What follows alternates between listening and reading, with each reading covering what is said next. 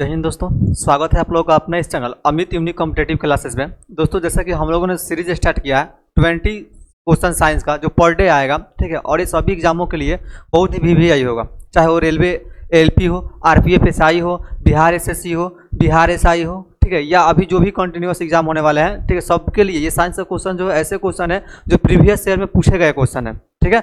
और पूरे ऑपरेशन के साथ, ठीक है, ऑप्शन का ऑपरेशन के साथ हम इसको लेकर के चलेंगे। एक क्वेश्चन से चाहेंगे कि कम से कम 5, 6, 7 या 10 क्वेश्चन तक बना दे, जो आप लोगों के लिए बहुत ही हेल्पफुल होगा, ठीक है। सो आप लोग हमारे इस वीडियो से, हमारे इस चैनल से जुड़ें और अपने मित्रों के पास शेयर करें, ठीक है। आगे बढ़ाते हैं आज के सेशन को। हम लोग देखते हैं आज के क्वेश्चन। यहाँ देखते हैं क्वेश्चन नंबर हमारा 1। सबसे बड़ा फूल है, सबसे बड़ा फूल कौन सा है, ठीक है, ये क्वेश्चन पूछ रहा है। ऑप्शन दिया है रेफ्लेसिया, ऑप्शन बी दिया वोलोफिया, ठीक है, ऑप्शन डी दिया है लोडोसिया, ऑप्शन सी दिया सिकोया, ठीक है। ये 4 ऑप्शन दिए हैं, इसमें इसका राइट आंसर हो जाएगा ऑप्शन नंबर ए, रेफ्लेसिया जो है सबसे बड़ा फूल है। सबसे बड़ा, दुनिया का सबसे बड़ा फूल कौन सा है? रेफ्लेसिया, ठीक है। जबकि बुल्फिया है ना, ये सबसे छोटा फूल, सबसे छोटा, ठीक है, सबसे छोटा फूल है, सबसे छोटा फूल। सबसे छोटा फूल कौन सा है हमारा? रेफ्लेसिया है, सॉरी बुल्फिया। सबसे छोटा फूल कौन सा है? बुल्फिया है। और सबसे बड़ा फूल कौन सा है? रेफ्लेसिया है। इसको हम लोग याद कर लेंगे, ठीक है। ये वीवीआई है, इसको आप लोग जहाँ कहीं भी नोट्स बना रहे होंगे थोड़ा बढ़िया से इसको बना लीजिएगा, ठीक है। बढ़ते हैं नेक्स्ट क्वेश्चन की तरफ। नेक्स्ट क्वेश्चन है, कह रहा है हवा में ध्वनि का वेग होता है, ठीक है, हवा में ध्वनि का वेग कितना होता है। सबसे पहले देख लेते हैं ध्वनि के बारे में, ठीक है, कि ध्वनि जो चलती है, ध्वनि को चलने के लिए माध्यम की जरूरत होता है। ध्वनि को चलने के लिए माध्यम की जरूरत होता है, ठीक है। और ये माध्यम कौन कौन से हो सकते हैं? तो वो माध्यम हो सकता है ठोस, ठीक है, उसके बाद हो सकता है द्रव, उसके बाद क्या होंगे? गैस, ठीक है। मतलब सबसे ज़्यादा चलती है ये ठोस में, उसके बाद से द्रव में, उसके बाद से किस में? गैस में। अच्छा, एक क्वेश्चन पूछता है कि ध्वनि गमन नहीं कर सकती है, तो मतलब ये जहाँ निर्वात दिया होगा ना, निर्वात, ठीक है, निर्वात में ध्वनि जो है गमन नहीं कर सकती है। निर्वात में ध्वनि क्या कर सकती है? गमन नहीं कर सकती। इसको आप लोग नोट बना करके लिख लेंगे, ठीक है।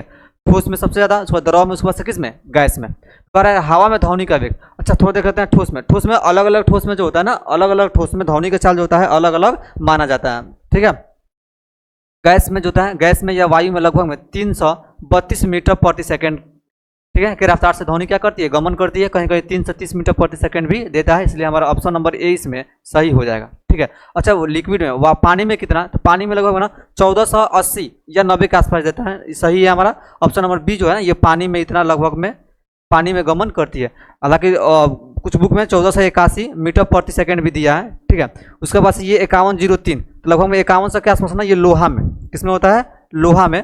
लोहा में 5100 मीटर प्रति सेकंड के स्पीड से ध्वनि क्या करती है? गमन करती है, ठीक है। थोड़ा जितना लिखवा रहे हैं सभी को आप लोग नोट करके लिखते जाइएगा, ठीक है। बढ़ते हैं नेक्स्ट क्वेश्चन की तरफ। क्वेश्चन नंबर हमारा कौन सा? 3। Question number 3। क्वेश्चन नंबर 3 कर रहा है शुद्ध जल का पीएच मान कितना होता है? शुद्ध जल का पीएच मान कितना होता है, ठीक है। ऑप्शन दिया है 8.4, ऑप्शन बी दिया है 7, ऑप्शन सी दिया है 6 और ऑप्शन डी दिया है 7.4, ठीक है। तो यहाँ पर देखते हैं शुद्ध जल का पीएच मान। इसका राइट आंसर जो ऑप्शन नंबर बी 7 होता है। कितना होता है? 7 होता है शुद्ध जल का पीएच मान। अच्छा, हमने पीएच मान के बारे में प्रीवियस वीडियो में बढ़िया से बताया, ठीक है। पीएच और जो पीएच स्केल इसका खोज किसने किया था, ठीक है। 7 जो होता है क्या बताता है? अम्लीयता बताएगा या क्षारीयता बताएगा या उदासीनता बताता है, क्या बताता है? इसके बारे में हमने बढ़िया से बता दिया है, आप लोग प्रीवियस वीडियो जाकर के देख लेंगे, ठीक है। बढ़ते हैं नेक्स्ट क्वेश्चन की तरफ। नेक्स्ट क्वेश्चन हमारा 4 कर है मनुष्य का वैज्ञानिक नाम क्या है? मनुष्य का वैज्ञानिक नाम क्या है? यहाँ पे इसका राइट आंसर हो जाएगा होमोसेपियंस। क्या होगा? होमोसेपियंस है मनुष्य का वैज्ञानिक नाम है। बढ़ते हैं नेक्स्ट क्वेश्चन की तरफ। क्वेश्चन नंबर हमारा कौन सा? 5 कर है कांच का पीला रंग किस पदार्थ के कारण होता है? कांच का पीला रंग पदार्थ के किस पदार्थ के कारण होता है, ठीक है। ऑप्शन दिया है कोबाल्ट ऑक्साइड, ऑप्शन बी दिया है फेरिक लवण, ऑप्शन सी दिया है gold chloride and option D दिया है फेरिक ऑक्साइड, ठीक है। तो इसका राइट आंसर होगा option number D, ferric oxide के कारण। किस कारण से? फेरिक ऑक्साइड के कारण से। याद रखेंगे, प्रीवियस एग्जामों में पूछा गया क्वेश्चन है, ठीक है, और बहुत ही वीवीआई क्वेश्चन है। बढ़ते हैं नेक्स्ट क्वेश्चन की तरफ।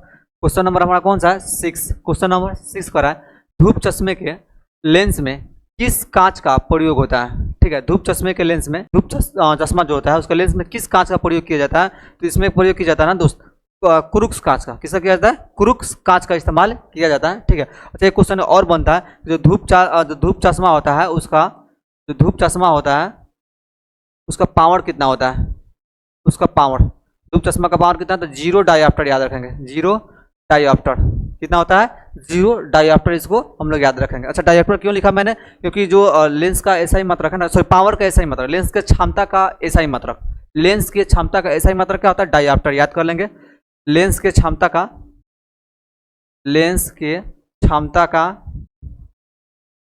ऐसा ही मात्रक क्या होता है डायोप्टर, क्या होता है डायोप्टर। अच्छा डायोप्टर ना किसी बुक में लिखा है कि किसी बुक में लिखा है डायोप्टर ना लिख करके क्या देगा मीटर इनवर्स, क्या होता है मीटर इनवर्स, ठीक है। मीटर इनवर्स में क्या है, ये इसका रियल एसआई यूनिट है, ये जो है लेंस की क्षमता का रियल एसआई यूनिट ये होता है। लेकिन बोलचाल का भाषा में हम लोग क्या करते हैं डायोप्टर ही देते हैं। अब बहुत सारे एग्जामों में डायोप्टर ही दिया है, इसलिए हमने यहाँ पर क्या मेंशन किया है, डायोप्टर को ही मेंशन किया है। इस बात को आप लोग बढ़िया से नोट कर लेंगे और याद रखेंगे। बाय द वे डायोप्टर ना हो तो क्या मारेंगे मीटर इनवर्स या 1/मीटर देगा, तो उसको हम लोग क्या करेंगे ऑप्शन पे क्लिक करेंगे, ठीक है। बढ़ते हैं नेक्स्ट क्वेश्चन की तरफ। क्वेश्चन नंबर हमारा कौन सा 7, क्वेश्चन नंबर 7 करा एक फायदम बराबर होता है, एक फायदम बराबर होता है। ऑप्शन ए दिया है 1 फीट के बराबर, ऑप्शन बी दिया है 2 फीट के बराबर, ऑप्शन सी दिया है 4 फीट एंड ऑप्शन डी दिया है 6 फीट, ठीक है। तो फायदम सबसे पहले समझते हैं फायदम है क्या। फायदम जो होता है पानी की गहराई मापने का इकाई है, ठीक है। पानी की गहराई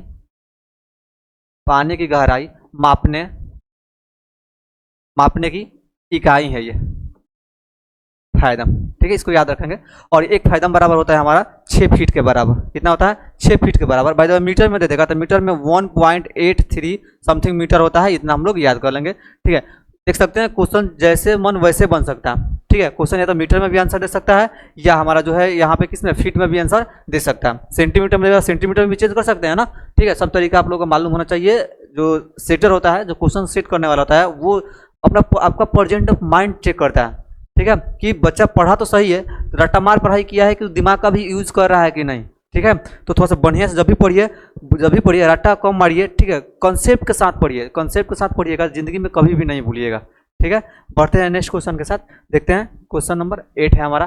करा किस ताप पर सेल्सियस एवं फ़ारेनहाइट पैमाने का मान समान होता है, ठीक है। किस ताप पर, ये जो होता है ना -40 डिग्री तापमान है, यहाँ पे क्या होता है हमारा जो फ़ारेनहाइट और सेल्सियस दोनों के दोनों क्या होते हैं इक्वल होते हैं। अच्छा फार्मूला भी मैंने लिखवा दिया था, सेल्सियस और फ़ारेनहाइट में रिलेशन क्या होता है फार्मूला में C/5 बराबर F - 32 बटा में क्या हो जाएगा 9, क्या होगा 9।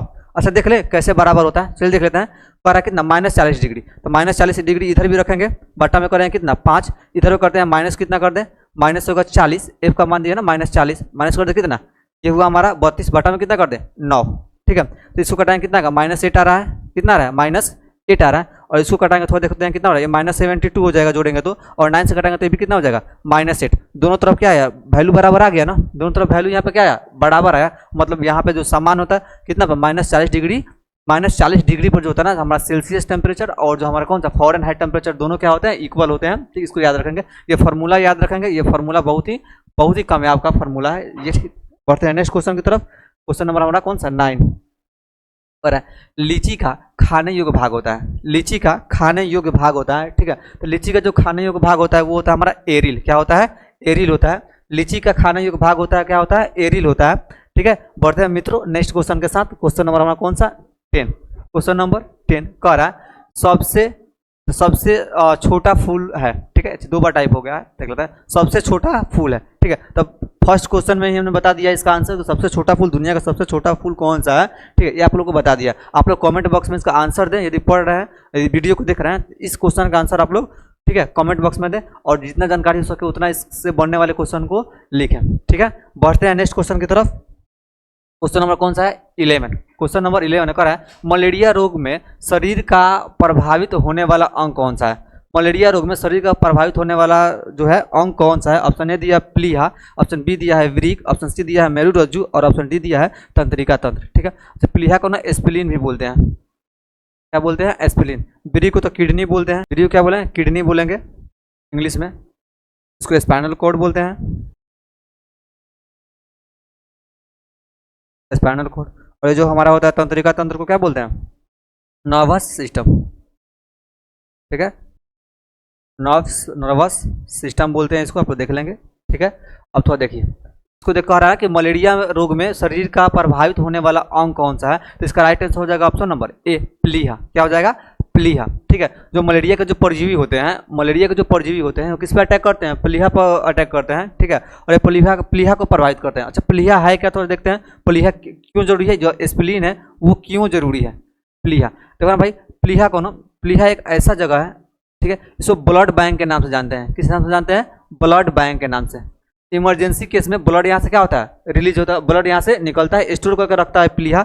इमरजेंसी केस में जब एक्सीडेंट अगर हो जाता है तो उस समय ब्लड क्या होता है? आपातकालीन स्थिति में यहाँ से निकल जाए। दूसरा, इसे आरबीसी का कब्रगाह भी कहते हैं। आरबीसी का कब्रगाह,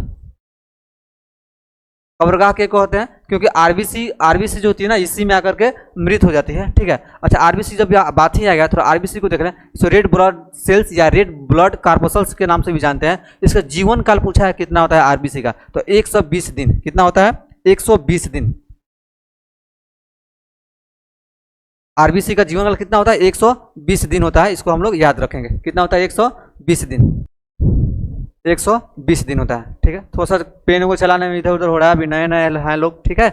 आप लोग सपोर्ट करते रहिए। आने वाले दिनों में सबसे बेस्ट कंटेंट के लिए हमारा चैनल जाना जाएगा, ठीक।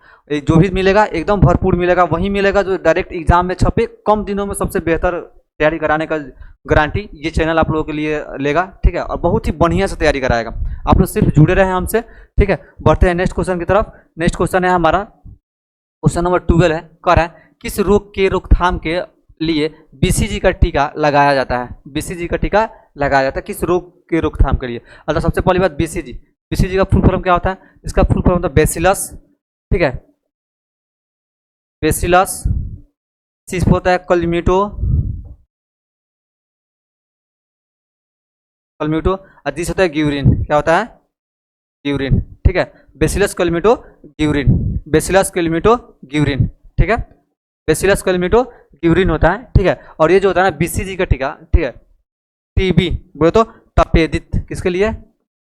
तपेदिक रोग के रोकथाम के लिए लगाया जाता है, ठीक है। बीसीजी बहुत ही इंपॉर्टेंट टीका है। ये बीसीजी का टीका लगाया जाता है किसके लिए? टीबी के रोकथाम के लिए, ठीक है। बढ़ते हैं नेक्स्ट क्वेश्चन की तरफ। क्वेश्चन नंबर कौन सा?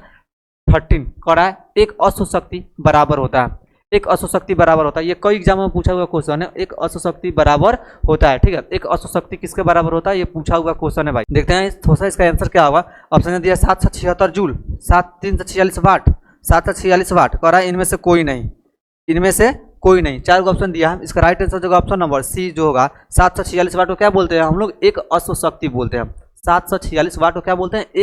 एक अश्वशक्ति बोलते हैं। आप लोग इसको याद रखेंगे, ठीक है। बढ़ते हैं नेक्स्ट क्वेश्चन की तरफ। नेक्स्ट क्वेश्चन है हमारा कौन सा? 14 पर एल्युमिनियम का निष्कर्षण, ठीक है, किस अयस्क से किया जाता है? ठीक है, एल्युमिनियम का निष्कर्षण किस अयस्क से किया जाता है? ऑप्शन ए दिया है क्यूपराइट, ऑप्शन बी दिया है हेमेटाइट, ऑप्शन सी दिया है बॉक्साइट, ऑप्शन डी दिया है हेमेकाइट, ठीक है। तो देखिए, तो इसका राइट आंसर जगह ऑप्शन नंबर हमारा क्या? सी, बॉक्साइट। क्या होगा? बॉक्साइट। इसका फॉर्मूला भी हमने लिखवाया था, फॉर्मूला भी पूछ देता है Al2O3, ठीक है, इंटू 2H2O, ठीक है। ये आप लोग याद रखिएगा, ये फॉर्मूला होता है किसका? बॉक्साइट का। ये पूछ देता है बॉक्साइट से क्या निकलता है हमारा? एल्युमिनियम। बॉक्साइट से क्या निकलता है हमारा? एल्युमिनियम का निष्कर्षण किया जाता है, ठीक है। अच्छा, क्यूपराइट ये किसका है? ये कॉपर का अयस्क है। किसका अयस्क है? कॉपर का अयस्क है। हेमेटाइट किसका अयस्क है जी? तो हेमेटाइट है लोहा का। किसका अयस्क है? लोहा का, ठीक है। आप लोग याद रखिएगा, सभी VVI पूछा हुआ क्वेश्चन है। देखिए 3-4 क्वेश्चन बन रहा है ना, सबको आराम से कॉपी उठाइए, कॉपी उठा करके लिखिए बढ़िया से, ठीक है। हमेशा ना जीवन में कुछ बेहतर करने का तलाश कीजिए, ठीक है। कहते हैं ना कि हमेशा बेहतर से बेहतर का तलाश करें, मिल जाए नदी तो समंदर का तलाश करें, ठीक है। हमेशा बेहतर से बेहतर का तलाश करें, मिल जाए नदी तो समंदर का तलाश करें। टूट जाते हैं शीशे पत्थर की चोट से, ऐसा शीशा खोजे ताकि पत्थर भी क्या हो जाए? टूट जाए। ऐसे थोड़ा सा इसको बढ़िया से, मतलब समझ में आ रहा ना, कहानी समझ में आ रहा होगा इसको थोड़ा सा। अच्छा, फिर से एक बार बोल देते हैं इसको बढ़िया से एक बार बोलते हैं कि हमेशा बेहतर से बेहतर की तलाश करें, मिल जाए नदी तो समंदर का तलाश करें, ठीक है। हमेशा बेहतर से बेहतर का तलाश करें, मिल जाए नदी तो समंदर का तलाश करें। टूट जाते हैं शीशे पत्थर की चोट से, ठीक है, पत्थर टूट जाए ऐसे शीशे की तलाश करें, ठीक है। अब सही है, बढ़ते हैं नेक्स्ट क्वेश्चन की तरफ। क्वेश्चन नंबर कौन सा? 15। क्वेश्चन नंबर हमारा 15 जो है कह रहा है द्रव धातु तत्व कौन सा है? द्रव धातु तत्व इसमें कौन सा है? एक नंबर दिया है पारा, 2 नंबर दिया ब्रोमीन, 3 नंबर दिया चांदी, डी नंबर दिया है सोना। ठीक है, इसका राइट आंसर होगा धातु पूछा है, धातु पूछा है।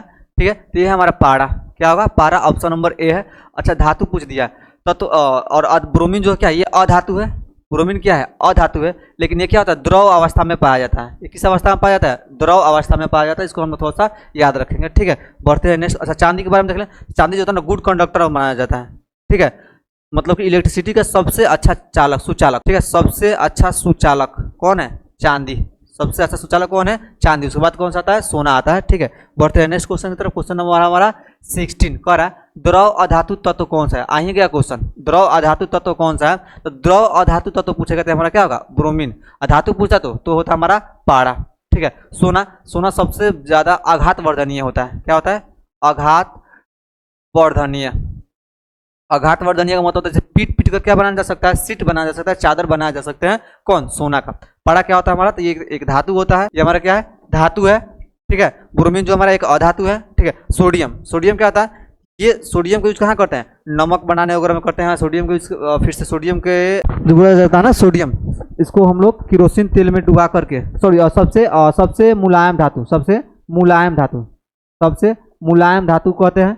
इसे केरोसिन में, ऐसे केरोसिन तेल में डुबा कर भी रखते हैं, केरोसिन, केरोसिन तेल में रखते हैं।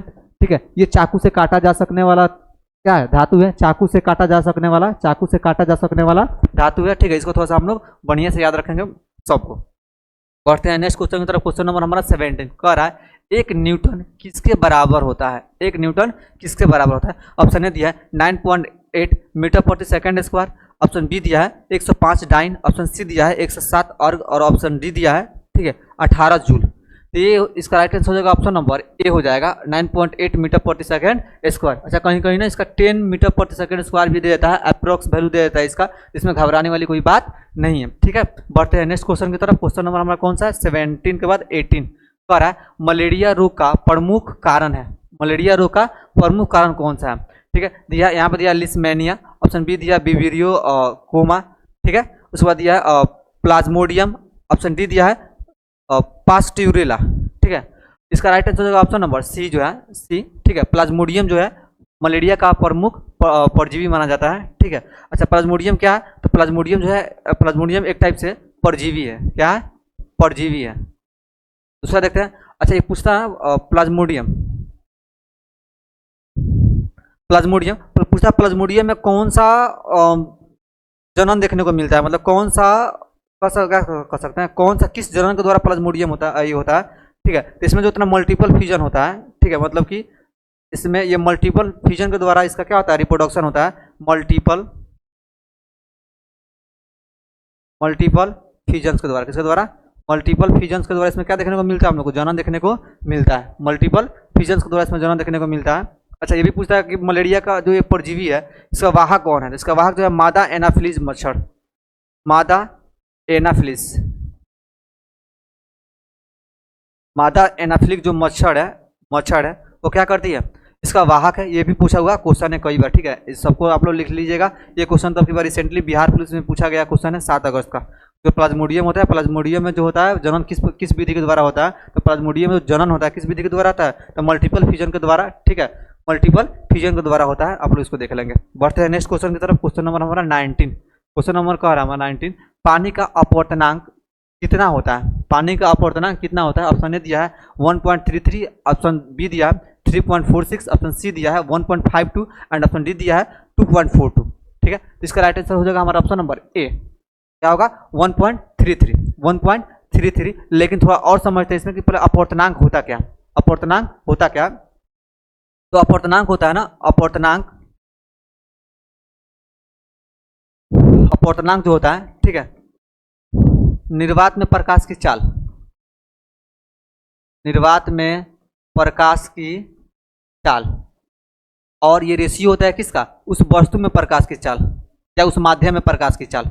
ठीक है, उस माध्यम में प्रकाश की चाल का ये क्या होता है, रेशियो होता है। ठीक है, आप लोग इसको थोड़ा याद रख लेंगे। अच्छा ये भी बात, जिसका अपवर्तनांक ज़्यादा होगा, जिसका अपवर्तनांक क्या होगा ज़्यादा होगा, ठीक है, उसका उसमें प्रकाश की चाल क्या होगी बताइए। जिसका अपवर्तनांक ज़्यादा उसमें प्रकाश की चाल कम होगा कि ज़्यादा होगा। तो यहाँ पर देखिए अपवर्तनांक जो है प्रकाश की चाल उस माध्यम के प्रकाश की चाल के क्या होता है, डायरेक्टली इनडायरेक्टली प्रोपोर्शनल होता है ना, इन्वर्सली प्रोपोर्शनल है। क्या है, इन्वर्सली प्रोपोर्शनल। इसका मतलब ये हुआ जिसका अपवर्तनांक जिसका ज़्यादा होगा उसमें प्रकाश की चाल क्या होगा, कम होगा। ठीक है, जिसमें प्रकाश की आप यहाँ पर लिखिए अपवर्तनांक जो होता है, अपवर्तनांक होता है, ठीक है, ये इन्वर्सली प्रोपोर्शनल होता है किसके, चमक के, चमक या प्रकाश की चाल के। क्या कर सकते हैं, प्रकाश की चाल के। मतलब जो पदार्थ जितना ज़्यादा जिसका अपवर्तनांक ज़्यादा होगा उसमें प्रकाश का चाल क्या होगा, कम होगा, प्रकाश की चाल कम होगा। जब प्रकाश की चाल कम होगा तो उसमें चमक भी क्या होगा, कम होगा। ठीक है, ये पूछा हुआ क्वेश्चन है, कॉन्सेप्चुअल क्वेश्चन है, इसको थोड़ा सा आप लोग याद रखेंगे। ठीक है, अपवर्तनांक किसके व्युत्क्रमानुपाती होता है, तो ये चमक के या प्रकाश के चाल के। यहाँ पे प्रकाश का चाल भी हम लोग लिख सकते हैं। ठीक है, इसका राइट आंसर हो गया हमारा कितना, 1.33। अच्छा ये भी याद कर लेंगे, ये जो है हमारा 2.42, ये ना हीरा का अपवर्तनांक होता है। किसका होता है, हीरा का अपवर्तनांक होता है, 2.42 होता है। ठीक है, बढ़ते हैं नेक्स्ट क्वेश्चन की तरफ। क्वेश्चन नंबर हमारा 20 है, विटामिन डी का आविष्कार किया था। विटामिन डी का आविष्कार किसने किया था। इसको फंक लिखा है ना, इसको पहले फेंक लिखा है, इसको फंक बना लीजिए ऐसे, फंक। अब क्या पढ़ेंगे, इसको फंक पढ़ेंगे। ठीक है, बन गई लो फंक अब। ठीक है, फंक। ठीक है, ऑप्शन ए दिया है देखिए फंक ने, ऑप्शन बी दिया है मैकुलन, ऑप्शन सी दिया है हॉलकट ने, और ऑप्शन डी दिया है हॉपकिंस ने। ठीक है, ये हमारा ऑप्शन है, ये हमारा ऑप्शन है। इसको थोड़ा सा देखते हैं। देखिए ये जो हमारा फंक थे, ये सबसे पहले ना विटामिन का खोज किया था। किसका खोज किया था, विटामिन, सिर्फ विटामिन बोला है, विटामिन की खोज किसने किया था, फंक ने। अच्छा कब किया था, सन भी पूछ लेता है, तो 1911 में। कब किया था, 1911 में। यहाँ पे इसको भी मेंशन कर दे रहे हैं, 1911 ईस्वी में। इसको थोड़ा सा लिख लेंगे, मैकुलन। इसने विटामिन ए का खोज किया था। कौन सा, विटामिन ए का खोज, विटामिन ए का खोज किसने किया था, मैकुलन ने। ठीक है, उसके बाद हॉलकट आया।